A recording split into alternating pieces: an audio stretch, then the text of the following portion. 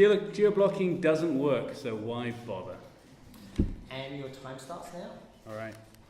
So the thing about geolocation is it's been around for a very long time. Everyone knows IP location, cell tower triangulation, and so on. And that's worked well enough for really 10, 15 years and for most business use cases. The gaming industry in the US is, when I say gaming, I mean gambling, is rather different.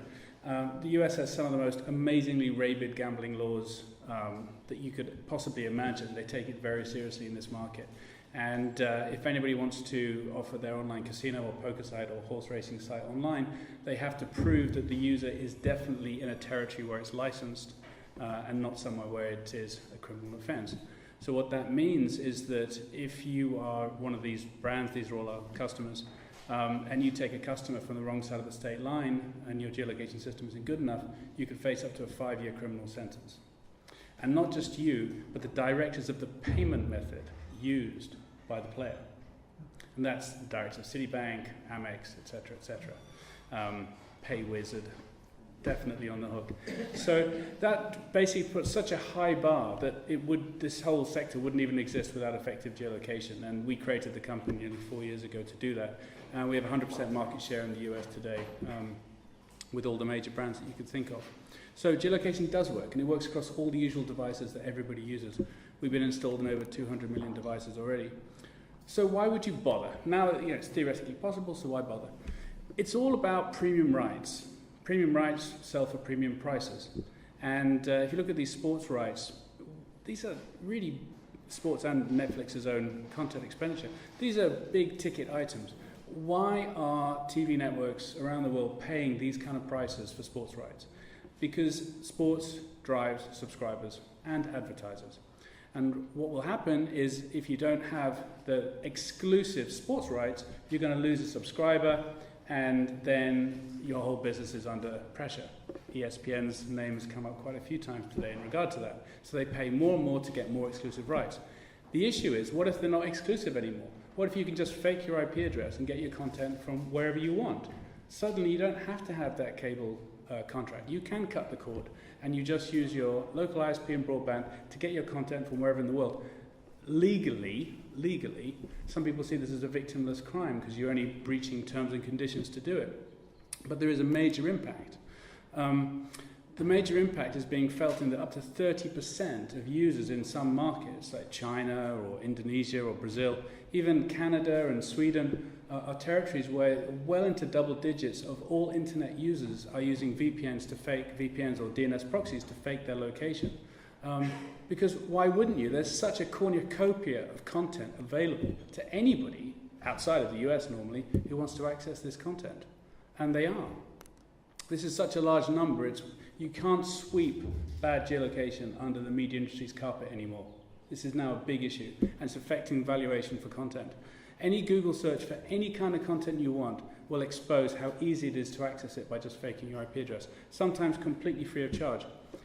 So we did a little case study out of interest for ourselves to the Premier League recently. And if you just Google how to watch Premier League from anywhere in the world, you get links to sites like Smart DNS Proxy. They have free trials to access them. And if you go to Smart DNS Proxy, they'll say, sign up to this site, Premier League Pass, which is a legal licensed Premier League licensee site, and you can access, it's meant to be just for people in New Zealand, but you sign up and then you use Smart DNS Proxy and you can access the content from anywhere in the world. Perfect streaming quality thanks to the wonders of DNS proxies. So we did some analysis on SimilarWeb.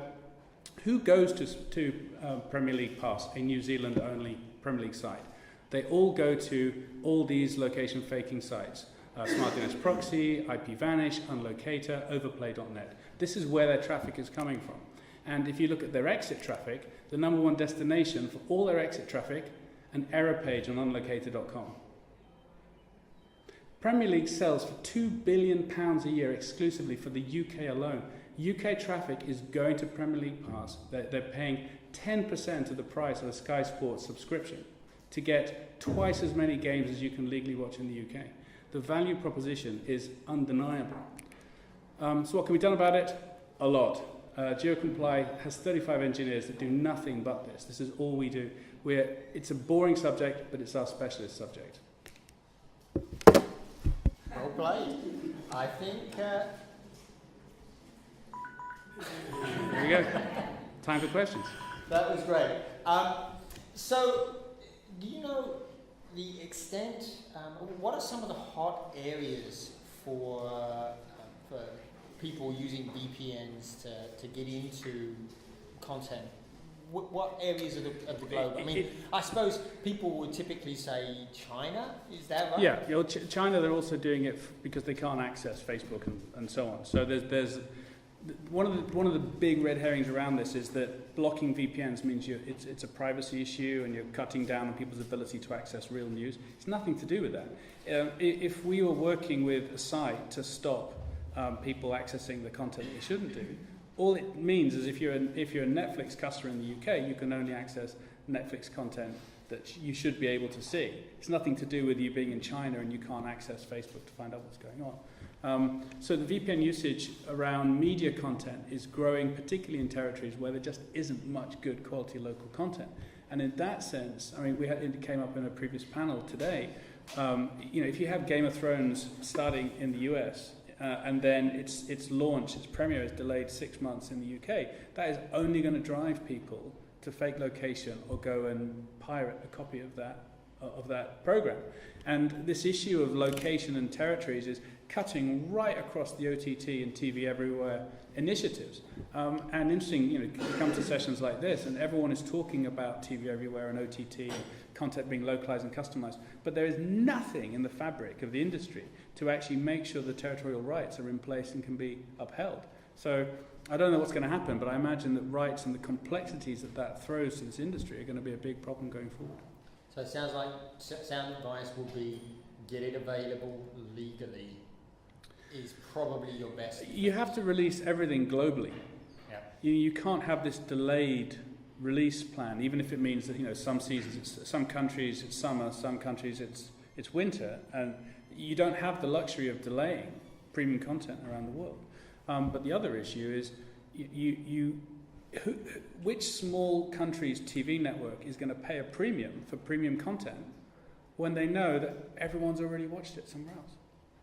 So what does that mean for the content producing industries? The entire value chain is about to be ripped apart. And the EU, 10 days ago, has just released a white paper which is putting a dagger into the heart of selling media in Europe on a country-by-country basis. They're basically outlawing territorial ring fencing. So the whole area is about to be a real red-hot topic.